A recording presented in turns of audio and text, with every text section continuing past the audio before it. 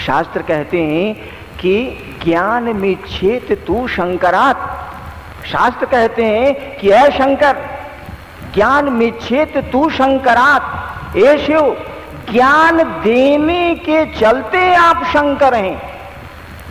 आप ज्ञान देते हैं, इसीलिए आपको शंकर कहा जाता है। शब्द का अर्थ होता है वो रक्षा करने वाला। भारतीय नौसेना का जो आप लोगो देखेंगे, आप भारतीय नौसेना में जो वो हमारे यहाँ सरकारी सिंबल बना हुआ है, उसमें लिखा रहता है शं नो वरुणम, वरुण देव हम लोगों की रक्षा करें। शंग शब्द का प्रयोग हुआ है। शंग माने रक्षा करने वाला, शंकर का मानी होता है रक्षा करने वाला।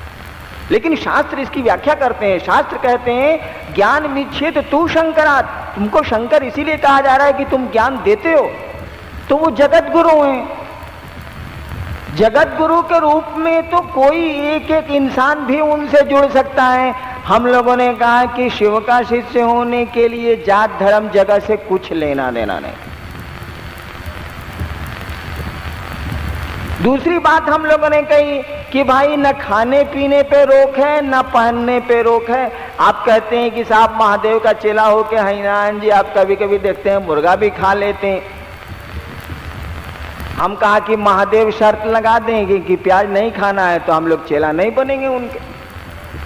हम लोग महादेव के चेला है, महादेव शर्त एक ठो लगा दें, कहीं गुरु उनको बनना है, हम लोगों को तो बनना नहीं है। महादेव एक शर्त लगा दें कि जो प्याज खाएंगे उनके हम गुरु नहीं बनेंगे। उसके कहा कि जगत गुरु नहीं है, वो तो लिखेगा कि जो प्याज नहीं खाते हैं उसी के हम गुरु हैं। जगत में तो ऐसे भी लोग हैं जो प्याज खाते हैं, तो कोई रोक भी नहीं लगा सकते हम, आप कोई प्रतिबंध भी नहीं लगा सकते। बुद्ध की तरह तो कह नहीं सकते शिव कि भिक्षा पात्र लेके आओ। गोरखनाथ की तरह तो शिव कह नहीं सकते सुना और सुंदरी छोड़ के आओ, गृहस्थ जीवन छोड़ के आओ। वो तो जगत के गुरु हैं, वो तो कुछ बोल ही नहीं सकते, वो तो कोई वर्जना आरोपित कर ही नहीं सकते, वो तो कोई प्रतिबंध लगा ही नहीं सकते, क्योंकि जगत गुरु की कुर्सी पर वो बैठे हैं। आप विचार करिए कि मेडिकल साइंस में आपको खाना चाहिए कि नहीं खाना चाहिए, आप जानिए। आप विचार करिए कि गर्मी में, जाड़े में, गर्मी में आप उलेन पहनिएगा कि नहीं पहनिएगा। आप शिव का शिष्य होकर गर्मी में ओवरकोट पहन के बैठिए, कोई दिक्कत नहीं है महादेव को। आप पहनिए ओवरकोट, साले उबलते रहिए, शिव को क्या परेशानी। आपके ना पहनने पर कोई प्रतिबंध है, ना खाने पे प्रतिबंध है, ना रहने पे प्रतिबंध है। एक आदमी ने पूछा कि भाई साहब महादेव को गुरु मानने पर रुद्राक्ष पहनना होगा? हमका कौन कह दिया कि पहनना होगा? जिस दिन ये नियम बन जाएगा कि शिव का शिष्य होने के लिए कलाई में रुद्राक्ष पहनना होगा, उस दिन 20 आदमी मिल जाएंगे कम से कम पूरी दुनिया में जो कहेंगे हम ना पहने, हमारा मौन। तो क्या कहिएगा कि नहीं पहनिएगा तो आप महादेव का चेला नहीं हो सकते हैं। आप नहीं बोल सकते कुछ, इसलिए नहीं बोल सकते। वो तो जगत का गुरु है, वो आदमी उस गुरु को गुरु मान चेला मानेगा, उसका चेला बनेगा, उसको गुरु मानेगा वो।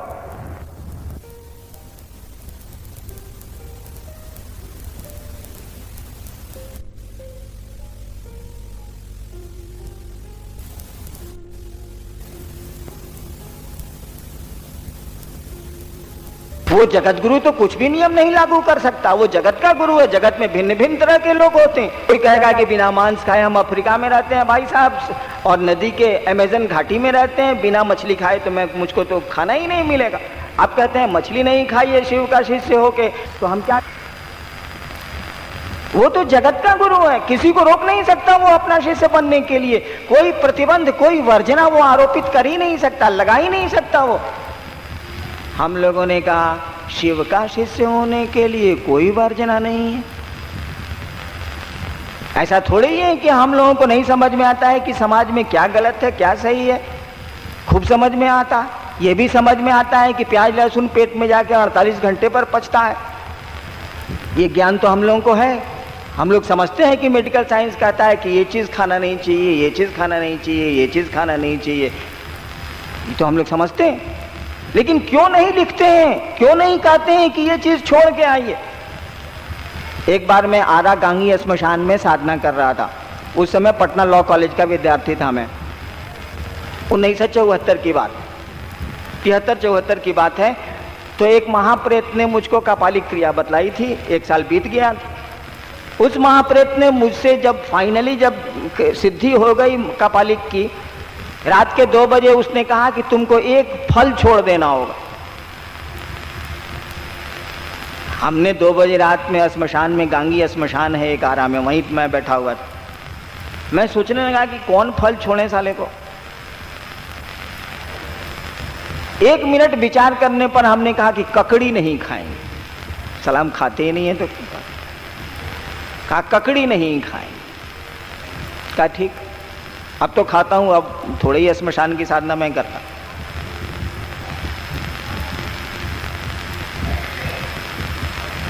तो देहात में नहीं कहावत है कि डाइन भी एक घर छोड़ देती, ठीक उसी तरह से डाकनी सिद्धि है, श्मशान में भी डाकनी शाकनी सिद्धि होती। तो उसमें है कि एक चीज छोड़ दीजिए आप। हमने कहा ककड़ी नहीं खाएंगे। शिव ऐसा नहीं कर सकते, वो आपको ककड़ी नहीं छोड़ा सकते। वो ये भी नियम नहीं बना सकते कि तुम ककड़ी नहीं खाओगे, ये भी नहीं बना सकते वो, क्योंकि बहुत सारे लोग हैं जो केवल ककड़ी उपजाते हैं और कुछ भी खाने को नहीं मिलता है उनको। आप देखिएगा नदियों के किनारे जो गरीब लोग रहते हैं, नदी के बेड में वो ककड़ी उपजाते हैं और जब पैसा नहीं होता है तो वही ककड़ी खा के उसके बच्चे पलते हैं। वो कह देगा आपको कि जी ककड़ी छोड़ दे भाई, तो हम गर्मी में 5 दिन खबई कौन ची सरकार। जिना शिव को गुरु मानने के लिए ऐसे मामूली प्रतिबंध भी नहीं लगाए जा सकते, क्योंकि जगत का एक आदमी भी विमुख हो जाएगा, जगत का एक आदमी भी आपके किसी प्रतिबंध से रुक जाएगा शिव का शिष्य होने के लिए, तब तो गलत हो जाएगा ना। ठीक है, शिव तो आपको समझाने नहीं आते, शिव तो कहने नहीं आते हैं कि मेरा चेला बनने के लिए क्या करना है क्या नहीं करना है। 10,000 साल से तो किसी ने नहीं कहा। भारतवर्ष का इतिहास का पन्ना उल्टेंगे आप तो देखेंगे कि जब से इतिहास आपको उपलब्ध है, करीब करीब 10-12 हजार साल का इतिहास उपलब्ध है हमको आपको। किताबी तो 5,000 साल से पुराना नहीं है, लेकिन पत्थरों से उपलब्ध है, शिलालेख से उपलब्ध है, खुदाई से उपलब्ध है। आपको कहीं नहीं मिलेगा कि लोगों ने शिव को गुरु मानने की बात कही है। आपको यह मिलेगा कि शिव को लोगों ने गुरु माना। इतिहास भी प्रमाणित करेगा, कहानियां भी कहती हैं, पुराण माने कहानी, कहानियां भी कहती हैं, पुराण भी कहते हैं। आपको 100-200 आदमी का नाम भी मिल जाएगा जिन लोगों ने शिव को अपना गुरु माना और बड़े एकमाली हुए। आपके दुर्वासा का नाम आप जानते हैं, वो शिव शिष्य थे, किताबें कहती हैं। बल्कि दुर्वासा ने शिव गुरु की स्तुति 13 प्रकरण में लिखी है, जिस किताबें बाजार में नहीं है, बहुत गुप्त किताब उसको मानी जाती है।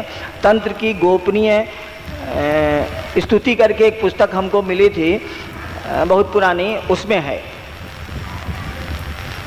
इतिहास तो कहता है कि मच्छंदर नाथ के गुरु शिव थे, जालंधर नाथ के गुरु शिव थे।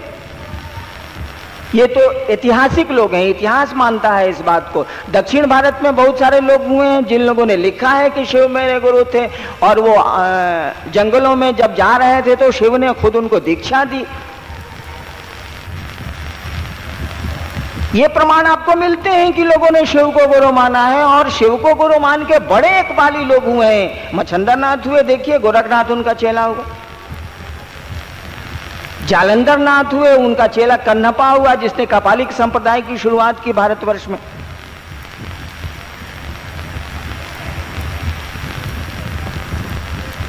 लेकिन आपको कहीं नहीं मिलेगा, आपको कहीं नहीं मिलेगा कि किसी ने भी कहा हो, मच्छंदर नाथ ने कहा हो या किसी ने भी कहा हो कि हे महादेव के हम चेला हैं, आप भी महादेव को गुरु मानिए ना।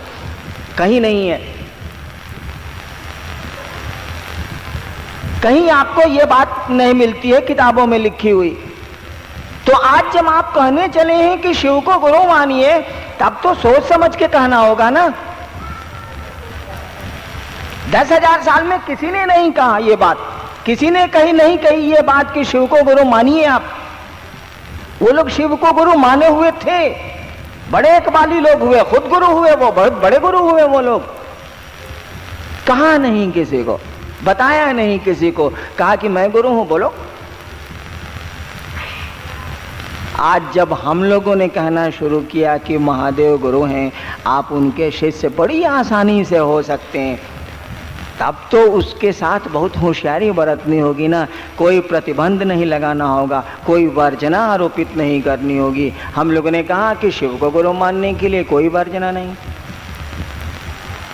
कोई प्रतिबंध नहीं, न जात का, न धर्म का, न खान का, न पान का, न पूजा का, कुछ नहीं। जो करते हैं करिए, शिव से गुरु के रूप में, शिव से शिष्य के रूप में जुड़िए।